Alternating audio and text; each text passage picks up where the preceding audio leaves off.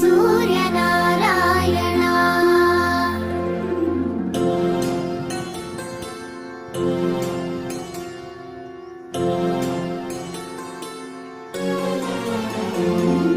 పొడుస్తూ భానుడు పొన్న పువ్వు ఛాయ, పొన్న పువ్వు మీద పొగడపు పొడి ఛాయ.